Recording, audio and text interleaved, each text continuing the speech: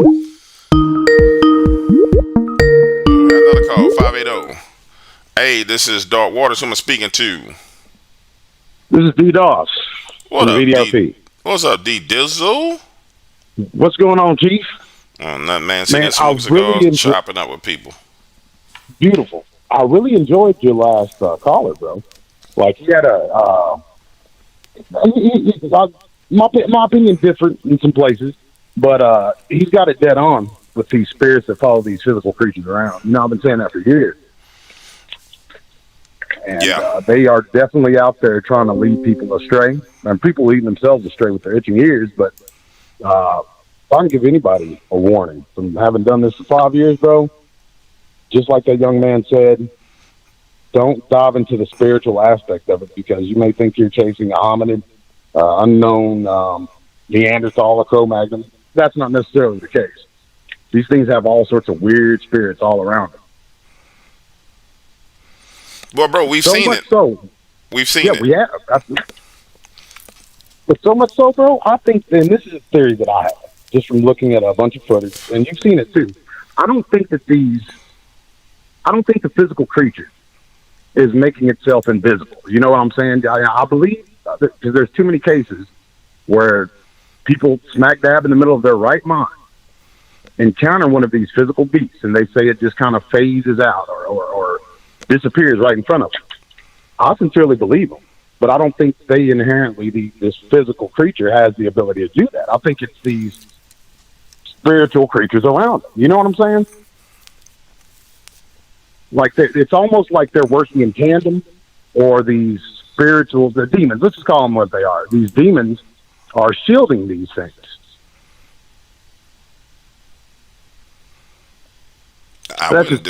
From my experience. I wouldn't disagree, bro. When we ran Dogman cams, if you go back and look at every piece of evidence we captured, where there was a Bigfoot face or there was a video of Bigfoot, irregardless of what the hater said, we captured evidence. If you look in the same picture, there were things in that picture that just looked like it was a demon. We've all seen it. We've all seen it live on the camera. Period. I mean, it's not like what we're saying is far-fetched, because people have seen it live. I mean, there was time when Vault was out there, bro, and we looking at Vault on the camera like, what the hell is that thing over there? He's like, I don't see nothing. You're not Vault. I don't see nothing over there, DW. Yeah. Dude, there's something right there, bro. What do you? I don't see nothing. I'm telling you, bro.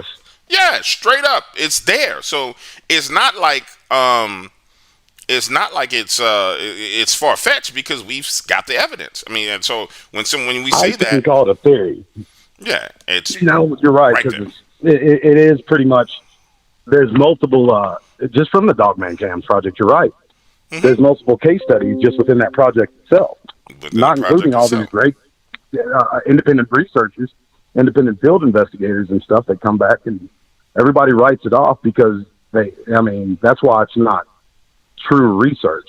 When you omit certain pieces of evidence you find, you're supposed to present everything that you get. And I'm not picking on anybody. I'm just saying in general. I caught myself doing it early on. You're supposed to present every piece of material that you get out there, and a lot of people don't know what to make of this ghostly figure with horns and snake eyes. So they just kind of set it to the side because it was only in 4 or 5 frames of a 30-second piece of footage. You know what I mean? But no, that's important. Why? What is that, and why is it there? Bro, I think Vault still has his cameras running over there.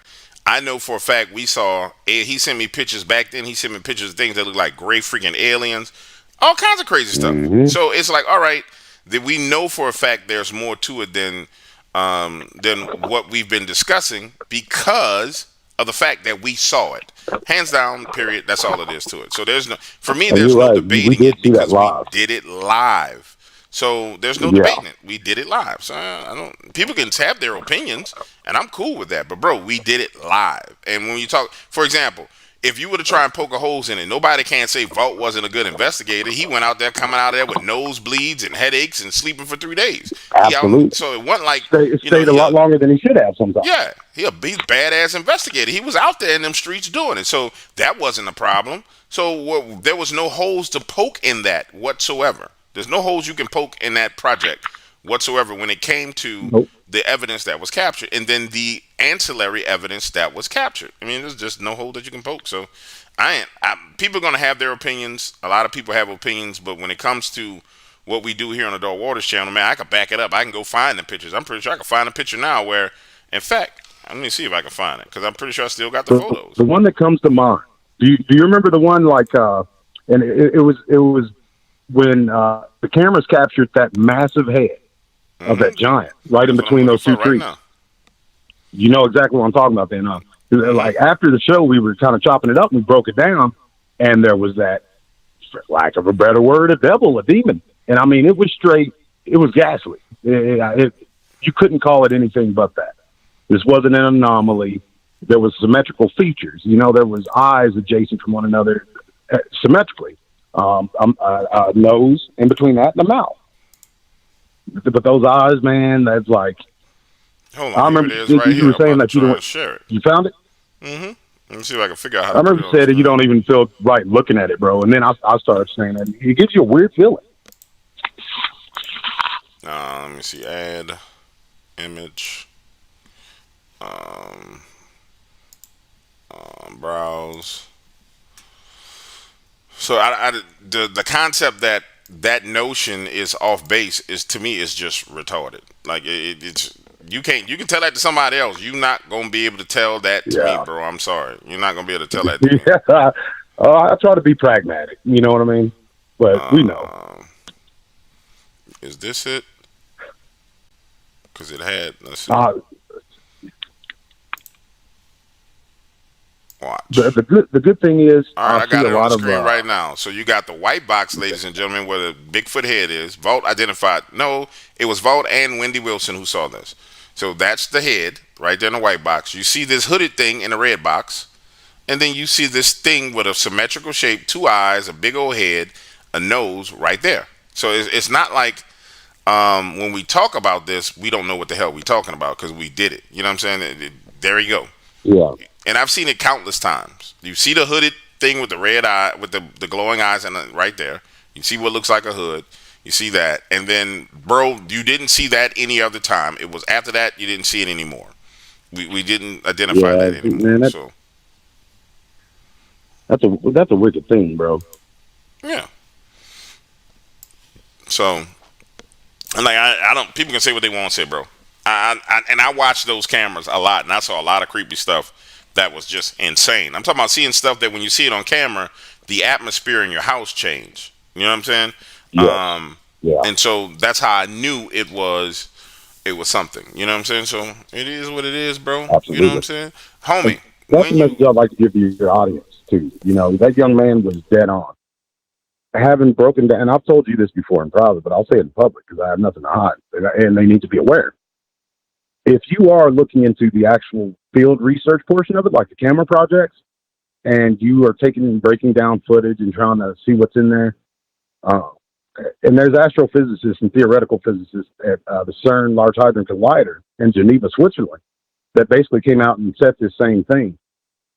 These things aren't, these devils, they're not bound by time and space as a concept that we would understand. There's something else going on with it. And as crazy as it sounds, I'm not the only one. I won't throw no names out there, but when you break down this footage, and I broke it down 60 frames per second, say it's a 10-minute long video, 60 frames per second, you go through all those frames, you're going to catch something if something's there.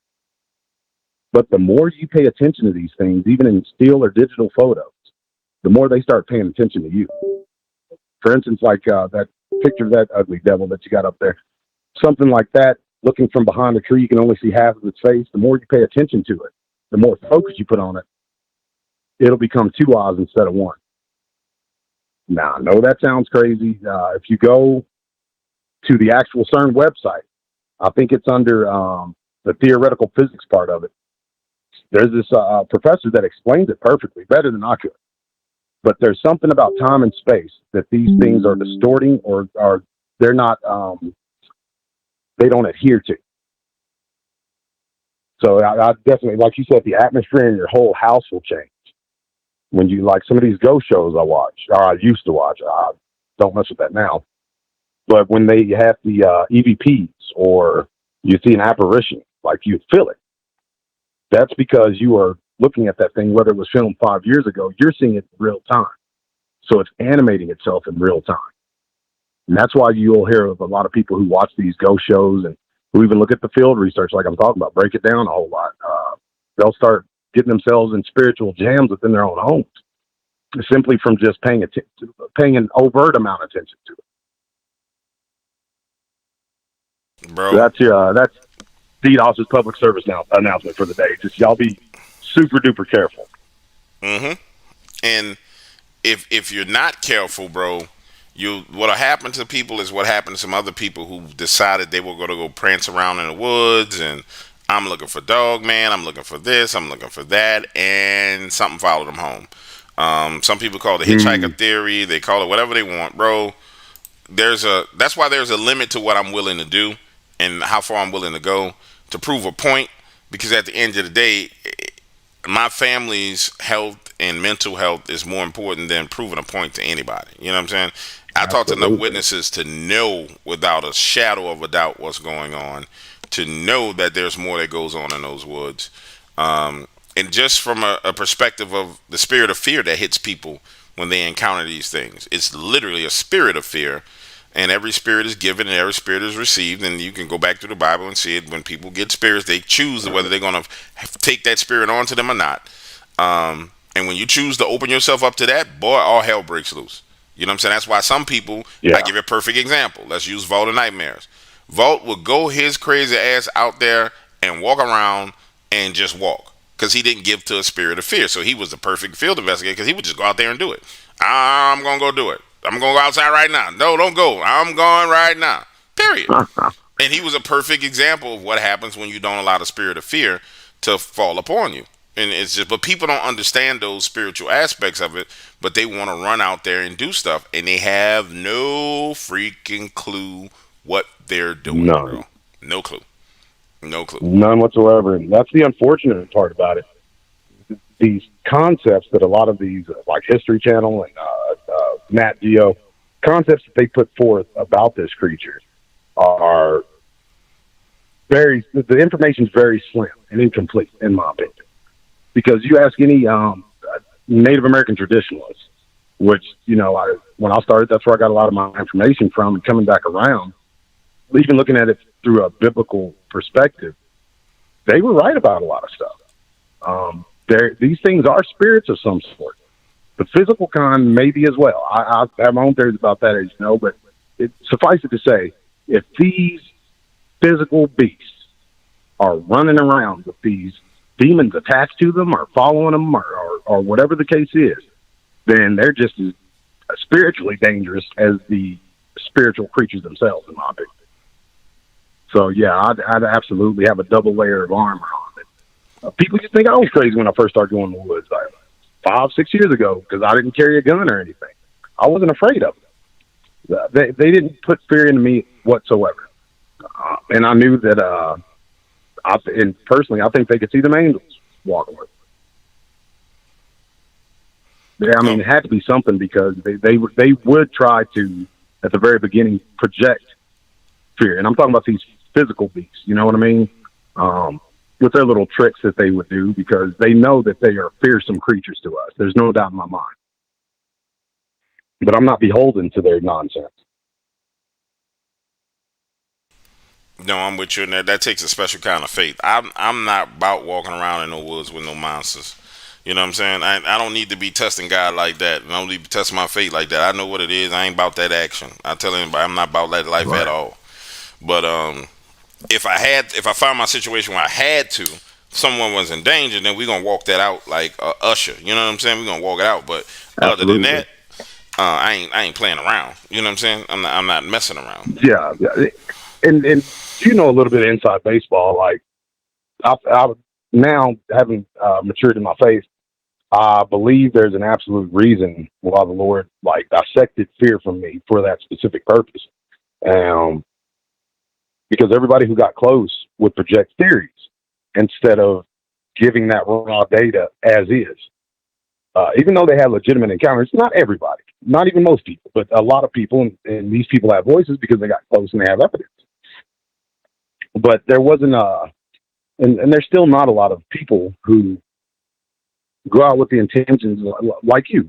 Even though you don't go out, you're a purveyor of truth. You're giving people the unfiltered truth, no ice, no chase. Whether they want it or not, whether they receive it or not, you give it to them. Now it's up to the folks listening whether they can discern truth or not. But going out there, like there wasn't a whole lot of people, if any, talking about the spiritual beings that that coincide with these things. And bro, it's almost every last encounter that I've had, every last photo that I've taken, with the exception of a few. And I mean, just like the picture you have up, that's a phenomenal picture of a Bigfoot's face. The details in it are amazing. That there's no doubt in my mind that that's a Sasquatch or Bigfoot, whatever anybody wants to call it. But yet, and still, you have this other stuff, and some of it just as physical as this Bigfoot. So I mean, you got to decide for yourself where you want to put that. But honestly, bro, I'm ready to get back out there in the field. As you know, like I'll I'll ramble around places that I'm really not supposed to be rambling around, just so I can see what's going on with these things. Bro, And, all I can say is tick tock, tick tock. The time is coming. Tick tock, tick tock, tick tock, tick tock. That's all I can say. You know, when I tell you I'm gonna do something, I do it. You know what I'm saying? Tick tock, tick tock, right? Tick tock. It's coming. What do you mean? No, you being mysterious. Like I'm an old dumb country boy. You got to simplify it for me. Oh no, you gonna go put them other cameras up in the woods that we talked about. So it's coming. Oh yeah. Crazy locations. Yeah, bro. And it's gonna be some prime real estate. Folks are gonna see some. They're gonna see some madness. Mm-hmm. I'm gonna get my sea legs back though. We have an interview coming up with a young lady and a young man who were a part of super duper poltergeist activity. As you know, you kind of helped me out on a portion of it. But for that young man, I didn't get to hear the entirety of everything he was saying, but he probably knows about it. It's the Chickasaw or the Choctaw. They call them either or. I'm sorry, folks, I don't know which. But they call this being the Stegini. And there's another name, which is like 5 syllables that I forget. But the little people. And there's a fantastic researcher. This lady has been she's been out in the field for a long time. She's a native herself, and she shared some of her private stock with me at one point in time. And I don't think I'm telling tales out of school to tell y'all. She had a pretty good picture of one of these little people carrying a Bigfoot, or it looked like it was dragging a Bigfoot. It was complete madness. So I put it in your chat. I came to the conclusion, having dealt with those young people out there with that case, that some of the stuff is fallen angels, straight up. You hear the word Nephilim thrown around a lot, but not so much. The fear that I felt in just the air, I mean, it was palpable. They couldn't project fear into me, but it was hung in the air. Like you go to some of these tent revivals down here in the South, Oklahoma, Texas, Louisiana, Missouri. A lot of these places have periodically these tent revivals where the Holy Spirit's just in the air. You can go under that tent, you can feel it. It's tangible. That's how this green-eyed, quote-unquote, little person was. And you were on the phone with me one night when they saw a ton of them in the woods. Mm-hmm. And I want them to tell that. But folks, y'all are in for a hell of a ride when these young folks get on here and give their testimony and their story of what was going on their property. Because it was BANANAS. Yeah, that was crazy, bro. That was, and then the circumstances around all that was crazy. But we ain't gonna get into all that because some of that stuff was personal. But that whole situation was pure and utter insanity. Yes, it was pure and utter insanity. And one of the things that the gentleman said that in the last caller said that was very significant when he said, don't be messing around with the supernatural. And I tried to make it clear. You don't defeat any of that in your strength. If you think that you can deal with that on your own, then you are being extremely foolish. I can't explain to you how foolish you're being. Like, you are being foolish, and you're gonna pay a price for it. So don't go messing around like that, man. Don't put yourself in a bad spot, a bad situation. Yeah, situations are pretty easy to fall into, unfortunately, especially if, like you say, you just go in, nonchalantly. But I'm not going to keep up too much of your time. I want to hear some more callers. I just want to call, chop it up with you, and say it's been a phenomenal show. What I've heard of it so far, you got a great audience. Everybody's engaged. I always love seeing that. No, absolutely. I'm gonna give me a little commercial break real quick. Grab me some water, and we'll be right back, ladies and gentlemen. Outstanding. Thank you, folks.